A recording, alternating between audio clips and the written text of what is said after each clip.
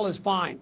He's going to draw down the guys. He's still going to have 68,000, which is more. You're not going to pull them all out at once. What I'm talking about is the principle behind that, okay, I think is correct after 10 years. Do you have any confidence that the Afghan troops, now again, we're going on more than 10 years of training these people, are going to be able to defend themselves against the Taliban? You have any confidence? No, and they're not doing it now. They won't be able to do it then. Why not? But they're good fighters in won't Afghanistan. They're not cowards. Why can't they fight? The Northern Alliance they fight a very good guerrilla action, but an organized military, they can't even read.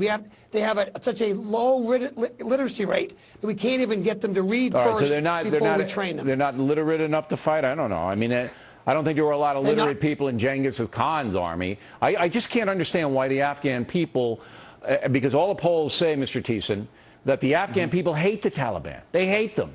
So why won't they fight them so we don't have to? I don't get it.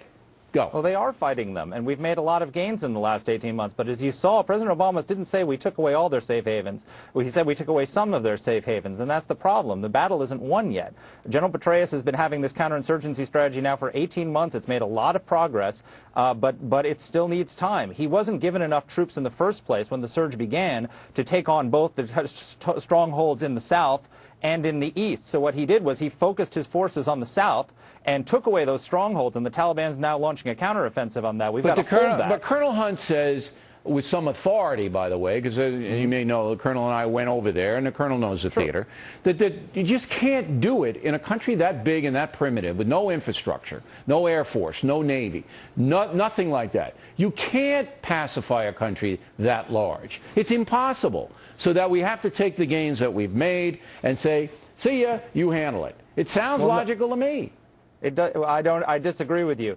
You're right. We can't pacify the country, but what we need to do is we need to have the whole point of a counterinsurgency strategy is to provide security for the Afghan people so that they will join us in this fight. That's what we're doing right now. You can't provide security for every mountain village and every backwater. You can't even get there. There's only one paved road in the country.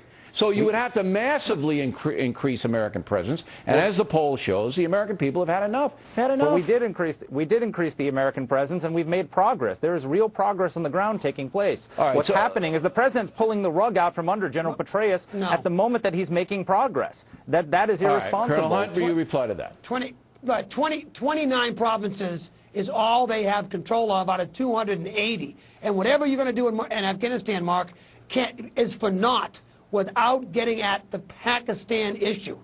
We have killed al-Qaeda almost down to the nub.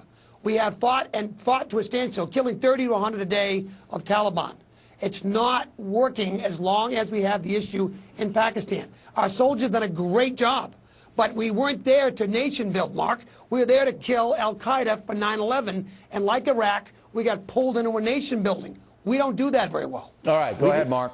I don't agree that we got pulled into nation building. What we are trying to do is leave a country there where the Afghan people can control their own fate and control their own country and provide their own security. Wait, Colonel. Let me handle it. But Mark, how much time does it take for the Afghan people to take up arms and defend themselves? Well, we're there 10 years now. General Petraeus has been running this counterinsurgency effort for 18 months. He has a very clear plan. He's taken the strongholds away from the Taliban in the south. He's now defending against a counteroffensive from the Taliban. In next year, the goal is to take away the strongholds from the east and defend them, all the while training the Afghan security forces so you can withdraw the forces by 2014. Obama's going to keep the troops in there to 2014. All right? And if he loses the election, we assume the next president will do so, unless he's Ron Paul, and we don't think that's happening. Okay? So 2014 seems to me to be more than enough time for any country to train any army to defend themselves. I'll give you the last word, Mark. Go ahead. Except the problem is that he's pulling the rug out from the counterinsurgency effort. I agree with you. It would be enough time if we left the surge forces in long enough for General Petraeus to accomplish his mission. What he is doing is he's pulling out the forces too soon. All right. Okay. Good debate. Good debate. Good debate. We appreciate it, guys. Next on the rundown, President Obama